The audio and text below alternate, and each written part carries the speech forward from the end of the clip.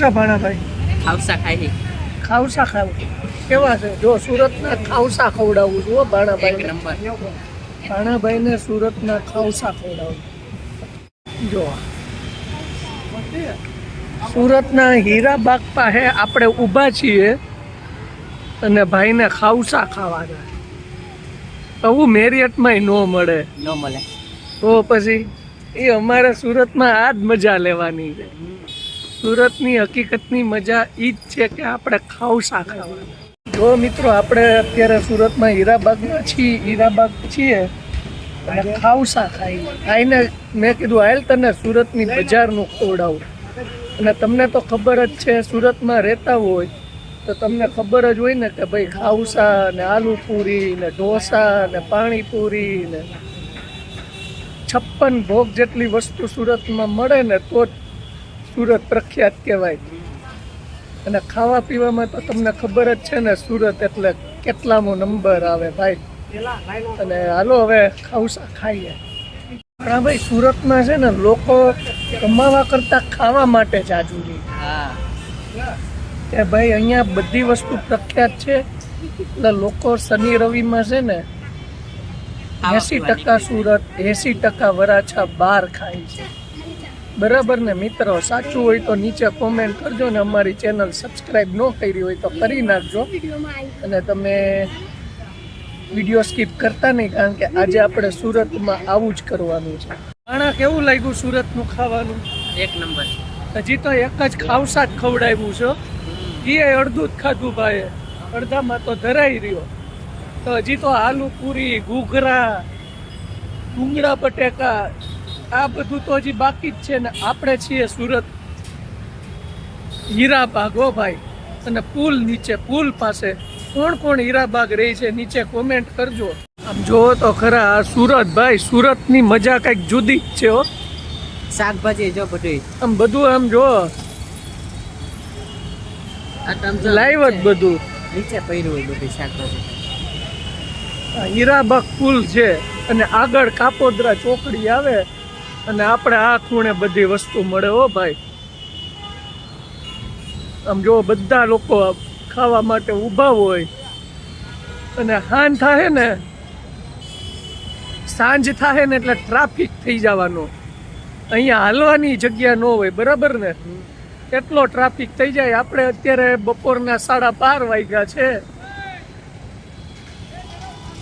અને એ ભાઈ આપણો કાઠિયાવાડી એરિયા હો ભાઈ. કુસ્તે દોડાવે ભાઈ. કાઠિયાવાડી મોજ લોકો અહીંયા વરાછામાં જ લે છે ભાઈ. એ લોકો મોજ લે એટલે કેવી પડે હો કાઠિયાવાડી લોકો. અહીંયા સુરતમાં ભાઈ મન ફાવે એમ. બસ એક જ વસ્તુ, મોજ મોજ ને મોજ. લોકો કમાવા કરતા ખાવા માટે વધુ અહીંયા રહી. અને હવે તારા ભાણાભાઈ શું લેવાનું છે? આજે મને મારા મામા એપલ ના એરબડ્સ લઈ દેવાના છે. ઓહો, એપલ ના એરબડ લઈ દેવાના. હમણાં હું એને એપલ ના એરબડ ગોતી દઉં છું. જો તમને ખબર ને, વરાછામાં એપલ હું બધુંય મળે બ્રાન્ડેડ. એટલે આપણે એને એપલ ના એરબડ હમણાં જો એપલ જેવા જ લઈ દો. એને એમ જ લાગે કે નહીં એપલ જ છે. જોયા દુકાનમાં લઈ જાય છે કે ક્યાં લઈ જાય? તો દુકાનમાંથી મળી જાય ભાઈ. અને આમ જો આ બાજુ આ હીરાબાગ રોડ ઉપર, મેઇન રોડ ઉપર એ દુકાનો. અને વરસાદ હમણાં ચાલુ થાય એવું લાગે છે. બફારો બહુ છે. ચાલુ થઈ જ ગયો પારો એમ ને? તો હાલો આપણે ખૂણે ઊભા રહી જાય ને પછી વરસાદમાં મજા લઈએ હીરાબાગની. આવી રહ્યું જો આ હીરાબાગનું મંદિર હો ભાઈ, મહાદેવ ભગવાન.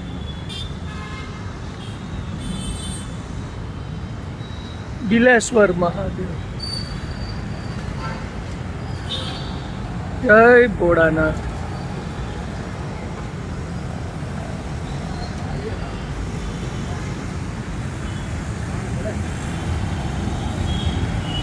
અને ઈ ભાઈ વરાછામાં આપણે આટા મારીએ ને આપણી જો ગામડાની યાદ ન આવે જુનાગઢની તો એ કહેવાય જ નહીં હો.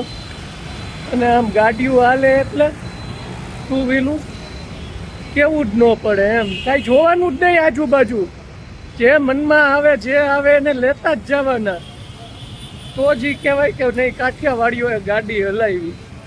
એ પછી છોકરા હોય છોકરી હોય ગમે ઈ હોય, રોકેટની જેમ જવાનું રોકેટની જેમ આવવાનું. હો ભાઈ, એટલા તો બિઝી માણસો હોય અમારા. ભાઈ સ્વયંભાઈ એરબડનું પૂછવા ગયા છે અંદર દુકાનમાં. શું કીધું? નથી ને, એમ નો મળે ભાઈ. એમ એરબડ તું એકલો પૂછે ઈ નો મળે. હું હોઉં તો જ તને આપાડે. ઓહો, આ બીજો આવી ગયો. અમે જય શ્રી રામ ને જો ભાઈ, આપણે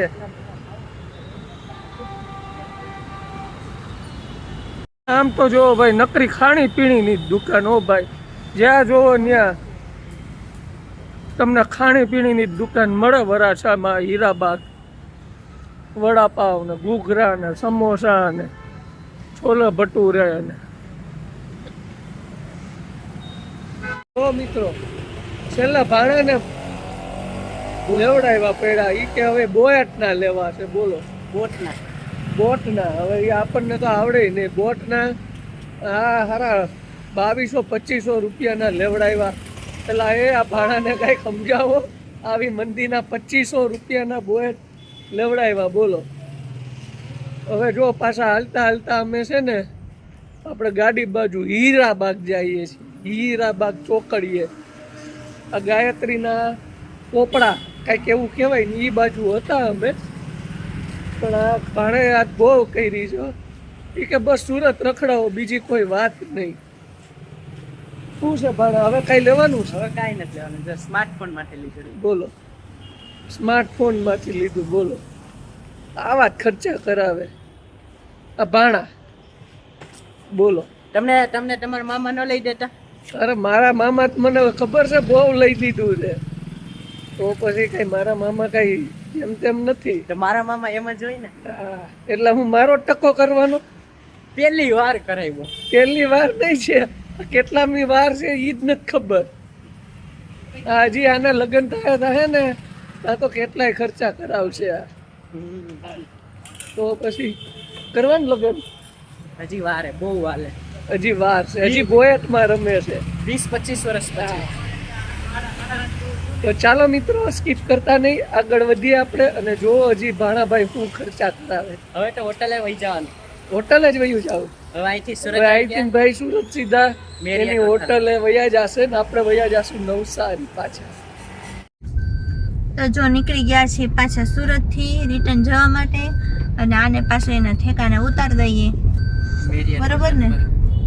ભાઈ તો પછી આ અમારી આઈ રહ્યા હો. આ લોકોને બરોડામાં ઉતારી દીધા. અમને બરોડામાં ઉતારીને તમે કઈ ખાધું પીધું હશે ને? અમે તો જલસા કરી નાખ્યા નહીં. જલસા. સ્વયંભાઈ ના જલસા કરાવી દીધા. તો હવે અમને કરાવી દો. એને એરબડ લીધા 2500 રૂપિયાના. પછી ખાવસા ખવડાવ્યા, દાબેલી ખવડાવી, બહુ બધું એવું છે. ખારું, હાલો હાલો નીકળી ગયા છીએ. સ્વયંભાઈ ને પેલા ઉતારતા જાય અને પછી જોતો ખરા રોડ હાવ. જો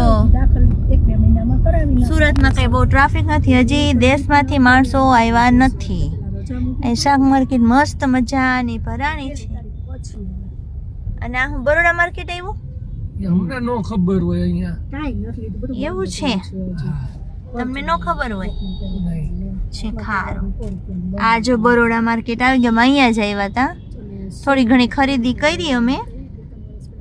તો પબ્લિક જો તમે, અહીંયા તો ટ્રાફિક હોય જ જો છે ને. બાકી